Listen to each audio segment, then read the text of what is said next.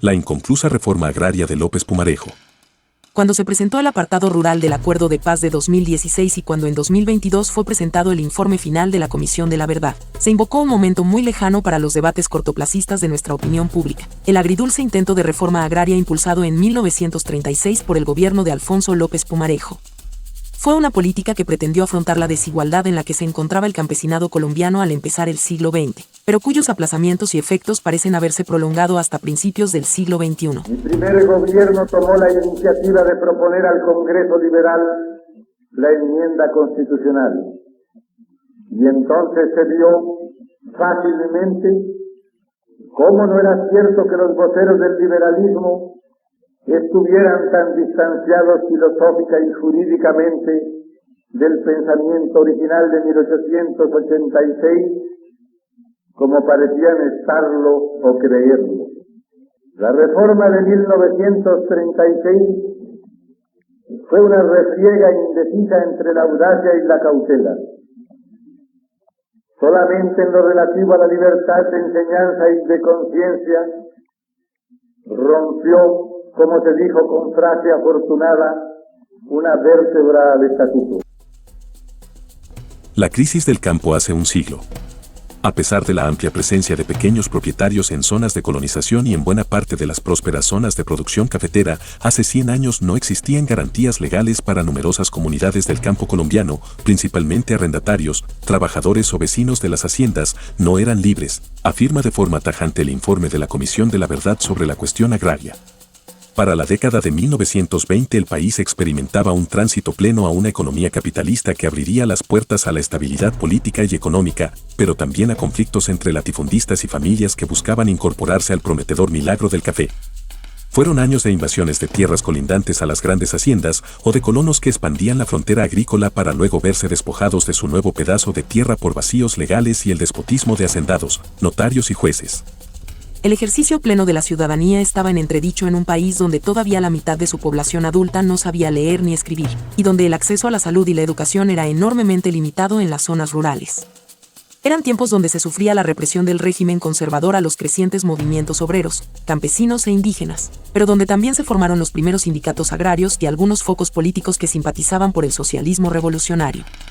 Luego, los estallidos de violencia en algunas regiones, tras los triunfos liberales en las elecciones de 1930 y 1931, también aportarían su cuota a la zozobra y precariedad en la que vivían miles de campesinos y campesinas.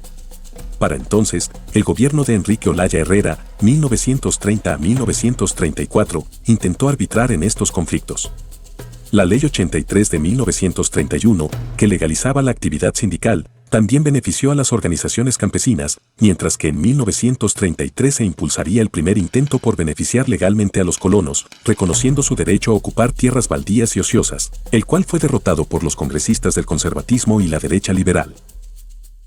Consecuencia de toda esta reforma, por ejemplo, se dictó la Ley 200 de 1936, que era una pequeña luz revolucionaria porque consagraba la institución de la prescripción extintiva del dominio por no ejercer la posesión mediante la explotación económica. Era, pues, el primer acto positivo de verdadero carácter revolucionario. Se satisfacían así los anhelos de Carlos Lleras expresados en 1930. Y el Partido Liberal comenzaba su revolución. En el momento en que iba a producirse el primer plazo que daría lugar a aplicar la prescripción extintiva del dominio, el Partido Liberal se arrepintió y en un congreso de mayoría liberal modificó la ley y ya no hubo prescripción extintiva del dominio. Pero sin embargo, todavía hoy estamos hablando los liberales de la revolución que hicimos en 1936. La agridulce reforma agraria del 36. El segundo pulso llegaría en el gobierno de Alfonso López Pumarejo, 1934 a 1938, cuando los terratenientes de ambos partidos aglutinaron sus intereses con la creación de la Acción Patriótica Económica Nacional.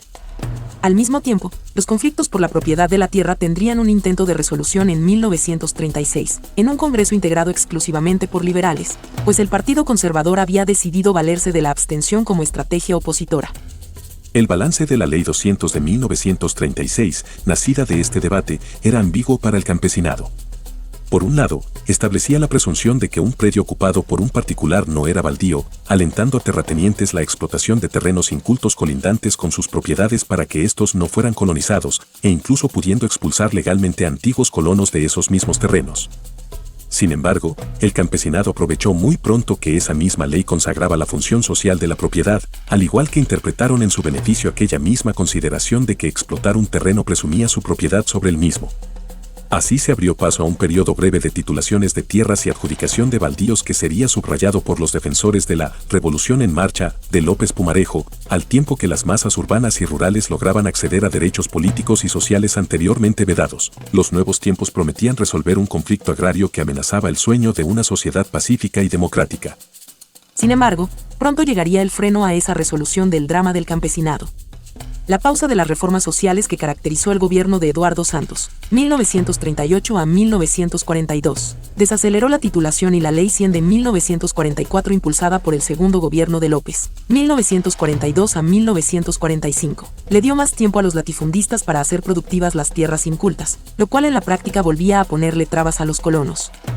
En 1946, con el regreso de los conservadores al poder, la violencia bipartidista se manifestaba con mucha más fuerza, provocando un éxodo de campesinos, principalmente en la zona andina. Los desalojos serían aprovechados por los terratenientes o sus nuevos aliados en las bandas armadas al servicio del gobierno. No se volvería a hablar de reforma agraria hasta el Frente Nacional, con una historia que también se caracterizó por los triunfos breves y los fracasos perdurables. La Constitución colombiana y en particular el artículo 30.11 de la reforma del 36 permiten una intervención democrática y no pueden ser derogados para sustituirlos por libre empresa incontrolada como quieren algunos. En realidad lo que sucede es que en el país en los últimos años dimos un salto inusitado. Veníamos de una economía precapitalista, colonial, de mercados cerrados. Se hizo una intervención con resultados que yo califico de excelentes durante los años de la administración liberal y posteriormente pasamos de la libre e incontrolada iniciativa particular a la libre e incontrolable iniciativa de un Estado arbitrario. En eso radica fundamentalmente la alergia de buena parte de los colombianos hacia la intervención. Tenemos que tecnificar la administración pública, que neutralizarla, que hacerla ajena a los avatares políticos.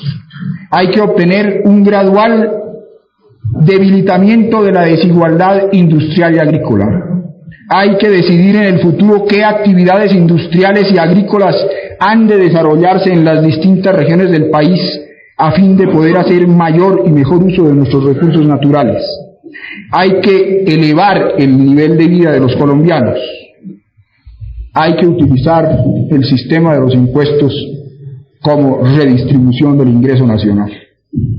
Hay que acabar con defectos de nuestra economía como el monocultivo del café y hay que hacer una redistribución de los gastos públicos. Con información de RTBC para 90 Segundos Noticias.